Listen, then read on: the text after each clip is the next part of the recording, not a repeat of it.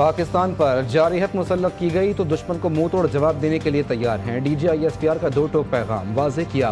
پاکستان ایک پرامن ملک ہے اور خطے میں امن چاہتا ہے۔ پاک بھارت کشیدگی پر سیاسی جماعتوں کے رہنماؤں کو بریفنگ۔ وزیر اطلاعات اور D G I S P R کا قومی سلامتی پر سیاسی رہنماؤں کے ساتھ ان کیمرہ سیشن۔ موجودہ صورتحال کے پیش نظر قومی سلامتی کے امور زیر غور، سیاسی جماعتوں کے رہنماؤں کی بڑی تعداد شریک۔ D G I S P R نے سیاسی جماعتوں کے رہنماؤں کو پاک فوج کی تیاریوں سے آگاہ کیا۔ وطن کی سلامتی شخصیات اور لیڈرشپ سے کہیں زیادہ اہم ہے، وزیر دفاع خواجہ آصف نے واضح کر دیا۔ کہا قومی یکجہتی کو بانی سے مشروط کرنا پی ٹی آئی کی کوتاہی اندیشی ہے۔ بانی پی ٹی آئی نے بریفنگ میں بیٹھنے سے انکار کیا۔ ہم نے کبھی قومی اتحاد میں رکھنا نہیں ڈالا۔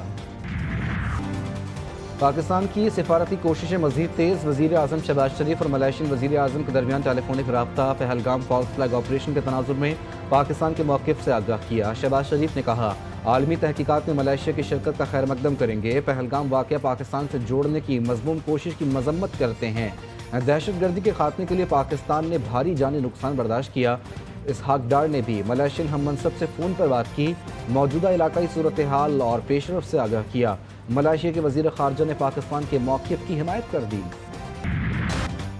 پہلگام واقعے کے بعد بھارت کی اشتعال انگیزی، آبی جارحیت، پاکستان کا سلامتی کونسل کا دروازہ کھٹکھٹانے کا فیصلہ۔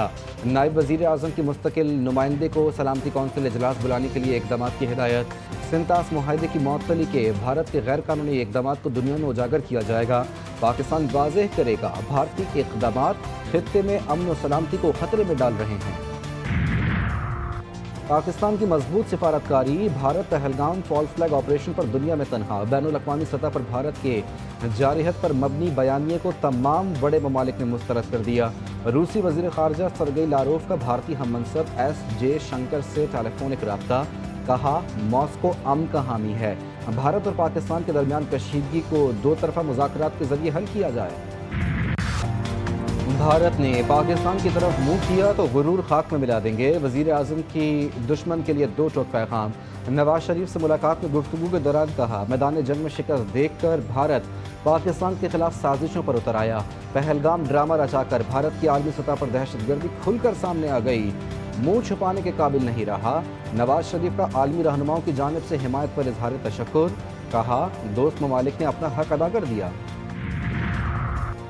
پاک بھارت کشیدگی، ایرانی وزیر خارجہ عباس عراقچی آج پاکستان کا دورہ کریں گے۔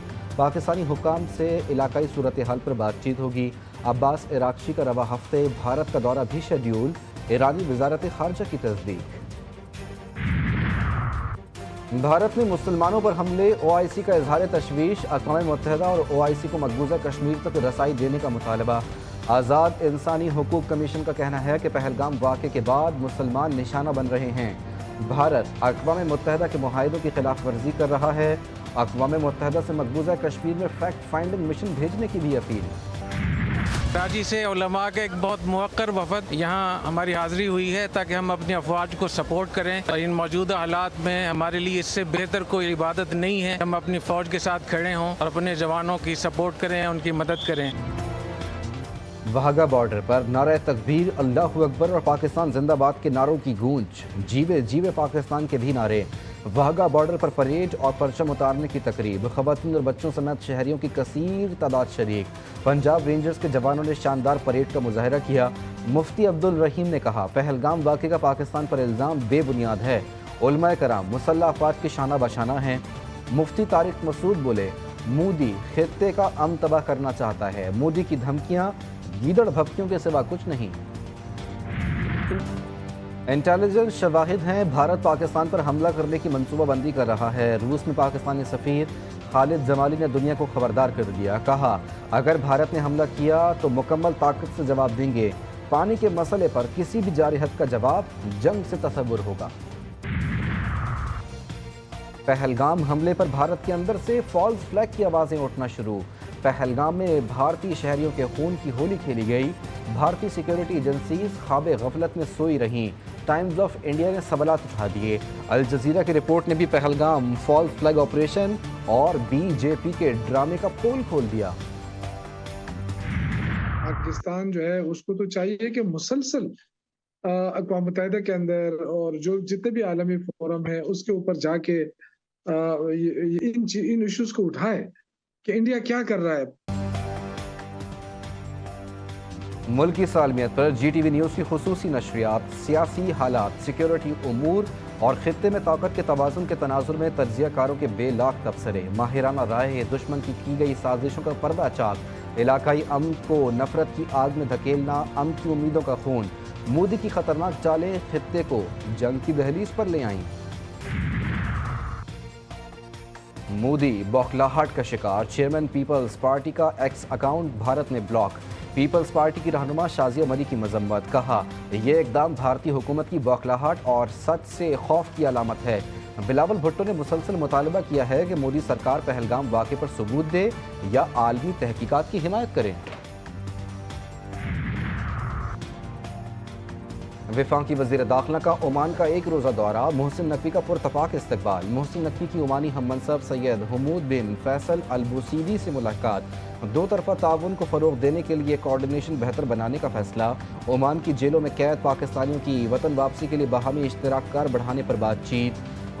मोहसिन नकवी सेक्रेटरी दाखिला खालिद बिन हिलाल बिन सऊद से भी मिले।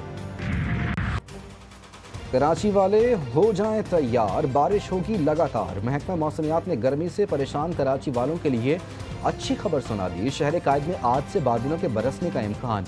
मौसम का हाल बताने वालों का कहना है कि गरज चमक के साथ बारिश मुतवक्के है। सिंध, पंजाब और खैबर पख्तूनख्वा में बारिशें। इस्लामाबाद में भी बारिश की एंट्री, कहीं हल्की तो कहीं मूसलाधार बारिश से मौसम खुशगवार। जामे कराची में 84 इंच लाइन पर मरम्मती काम मुकम्मल। फटने वाली लाइन पर मिट्टी से भराई कर दी गई।